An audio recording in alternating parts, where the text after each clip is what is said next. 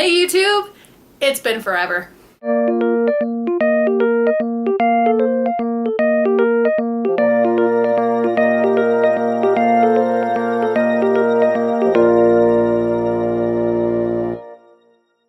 Today's video is actually two parts. Part number one is life update. Yay! First and foremost, you might have noticed that the wall behind me is a lot more blank than the wall behind me usually is in my videos.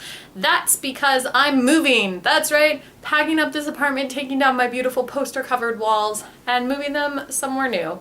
The second thing that has happened in my life is I'm full-time at work. What?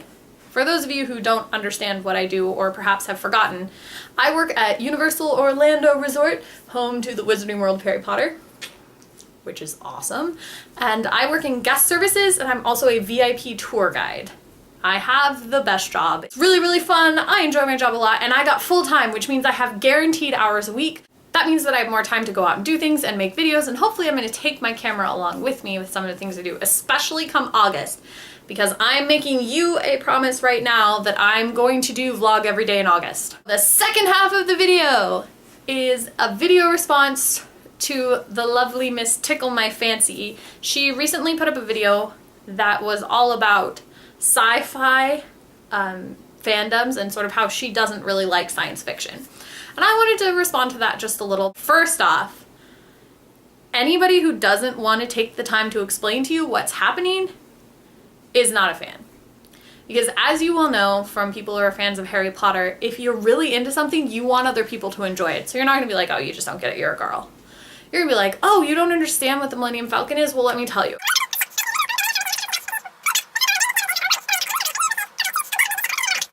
T, if you would ever like to sit down and watch a sci-fi movie, I will explain everything to you. And absolutely under no circumstances is science fiction not for girls. It's stupid.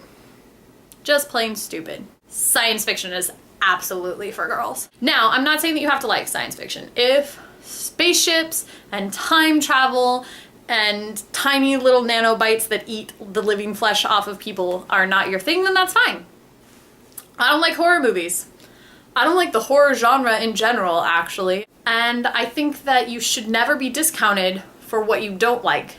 You should be praised for what you do like. And people should realize that that doesn't make you less of a person, and it certainly doesn't make you less of a nerd to not like those science fiction things. Just like it doesn't make me less of a nerd because I don't play World of Warcraft, or Skyrim, or Fable, or Portal, or Mass Effect, or, you know, any other video game that you guys can think of, because really, I don't play video games beyond, like, The Sims and Nancy Drew, neither of which really qualify in the nerd spectrum. So it doesn't make me less of a nerd because I don't play those video games that everybody plays, and it doesn't make you less of a nerd because you don't like sci-fi, and it doesn't make that person less of a nerd because they don't read fantasy novels. Everybody, if you're willing to call yourself a nerd or nerd fighter, that's what you are. And if people don't get that, then they're probably not worth your time. So that's it for the two parts of my video, my life update and my response to Tiicklemyfancy's sci-fi video. Hopefully you enjoyed that. Thank you guys very much for joining me. I will see you soon. And until next time. Especially come August. Ooh, the power just went out. Well, that made for a totally different change in the video.